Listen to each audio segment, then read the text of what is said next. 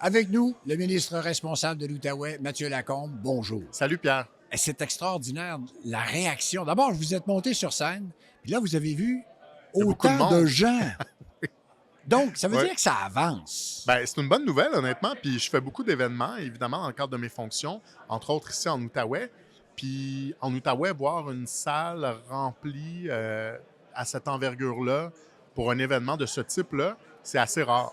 Donc, je trouve qu'il y a énormément de gens. Puis oui, c'est une bonne nouvelle. Ça veut dire que les gens sont mobilisés autour de cette, j'allais dire cause. C'est plus qu'une cause, c'est un enjeu. Et ça veut dire que les gens veulent participer à trouver des solutions. Puis c'est ce que propose l'événement d'aujourd'hui, donc le sommet. Ça existe ailleurs, hein, ce type d'événement-là, puis qu'on le fasse chez nous, avec notre monde, qui, on le dit, a répondu présent en grand nombre. Bien, je trouve que c'est inspirant, c'est encourageant. Et vous êtes arrivé à cet événement avec une petite enveloppe, en quelque Ouais, sorte. pas les mains vides. Pas une petite enveloppe, quand même, 541 000 Ouais.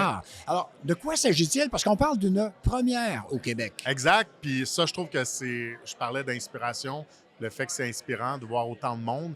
Bien, c'est inspirant aussi de voir qu'on va être la première région au Québec à se doter d'un plan régionalisé de transition énergétique. Donc, ça n'existe pas actuellement. C'est fait au niveau national. Mais là, ce que ma collègue, la ministre de l'Énergie, Christine Fréchette, veut faire, c'est faire participer les régions. Donc, les régions ont leur mot à dire sur comment elles peuvent participer à la transition énergétique dans la région pour participer donc à la transition énergétique nationale. Puis c'est un sujet dont on parle évidemment beaucoup, la décarbonation de l'économie, notamment l'adaptation au changement climatique. Et là, de voir qu'en Outaouais, on va se doter pour la première fois au Québec d'un plan qui est régionalisé et que comme gouvernement, on y participe financièrement. Là, c'est 541 000 sur le total qui doit être investi. La Ville de Gatineau aussi contribue financièrement. Donc, ben, ça me rend fier. Ça me rend fier que ce soit une première ici chez nous, en Outaouais. Ce qui est intéressant, c'est que vous avez vécu l'inondation de Ben 2017. oui, inondation Moi, j'ai historique. vécu celle de 2019. Ouais. Je vous remplaçais dans votre ancien rôle. La tornade Mais vous étiez aussi. dans. Et j'étais effectivement, oui, dans la tornade. Mais vous aviez les deux pieds dans l'eau. Je me Exact. rappelle de reportages que vous aviez fait dans le temps. C'était Ça vous frappant. tenait déjà à cœur beaucoup. Ben, c'est un enjeu sur lequel j'ai été conscientisé, je dirais, probablement de la façon la plus brutale avec les inondations. Parce que quand c'est arrivé, on dirait qu'on fracassait tous les records historiques, là. Année après année, les inondations qui ont atteint des seuils historiques ici en Outaouais. Quand je les ai couvertes comme journaliste, euh, je trouvais ça déjà franchement impressionnant. Pas positivement, évidemment, mais oui, ça m'a interpellé. Je me rappelle de scènes des gens qui disaient on pensait jamais que ça nous arriverait. Ça fait réfléchir aussi pour l'avenir. Ensuite de ça, il y a eu un autre épisode. Il y a eu la tornade.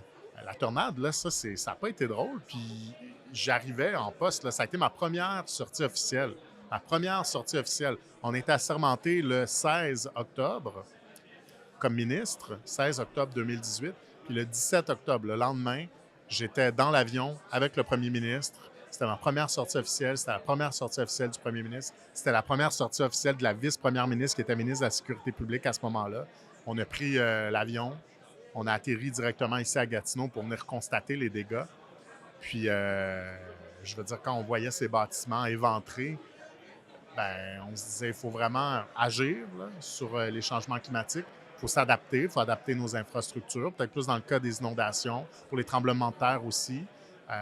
Les tornades, bon, c'est un peu plus dur de s'adapter, d'adapter nos bâtiments pour qu'ils résistent aux tornades, on se comprend. Mais au-delà de ça aussi, favoriser la transition énergétique, décarboner notre économie parce qu'on génère beaucoup de carbone avec des missions, avec notre économie, nos entreprises. Puis il faut arriver à décarboner cette économie-là si on va avoir un effet sur les changements climatiques, un effet positif.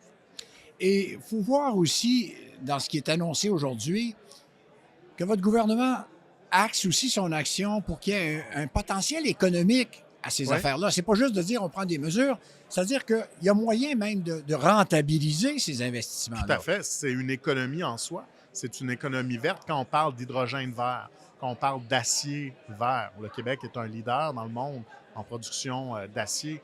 Quand on parle de ces domaines-là, ce sont, oui, des domaines où on a un impact positif, sur les changements climatiques, c'est-à-dire quand on décarbone, nécessairement, on contribue à régler le problème puis à gérer l'enjeu. Mais en même temps, il y a un potentiel économique qui est incroyable et ma collègue, la ministre de l'Énergie, qui est aussi évidemment ministre responsable de l'économie, elle le martèle souvent, la transition énergétique ici au Québec, c'est une économie en soi. On a beaucoup parlé de la filière batterie. Bon, c'est pas toujours parfait, évidemment. Il y a des morceaux qui fonctionnent bien, il y en a qui fonctionnent, disons, moins bien, pour lesquels on a plus de défis. Mais globalement, c'est une industrie dans laquelle il faut continuer d'investir parce que ces économies-là, cette économie-là, ces entreprises-là, ce sont les entreprises de demain, c'est une économie d'avenir.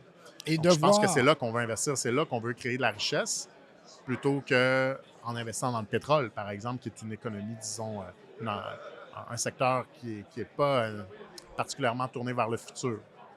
et de voir autant d'acteurs réunis ici Ouais. aujourd'hui, ça, c'est aussi inspirant. Bien, c'est sûr. Puis il y a des entreprises, il y a des organisations, des institutions qui sont là. Il y a Hydro-Québec qui est un des partenaires, évidemment. Hydro-Québec, quand on parle de transition énergétique, évidemment, ils sont là. On a la chance au Québec d'avoir une énergie propre, d'avoir une énergie qui est verte, puis qui peut justement nous permettre d'être concurrentiel quand on parle de production d'acier vert, quand on parle de vendre notre énergie à des entreprises qui vont pouvoir participer à ce virage où on décarbone l'économie.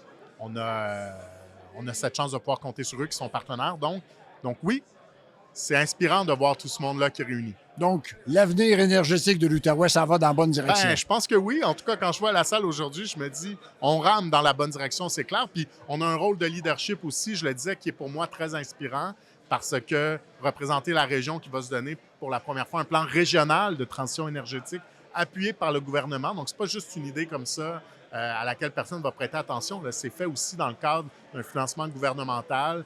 Puis on subit pas ça à Québec. On veut ça. On veut avoir cet intrant-là qui vient des régions, notamment là, pour la première fois ici, l'Outaouais, sur comment arriver à faire cette transition énergétique, comment arriver à travailler pour nous adapter au changement climatique. Ben, je trouve que c'est le fun que ça se passe chez nous. Monsieur le ministre, merci d'avoir été à notre micro. Plaisir.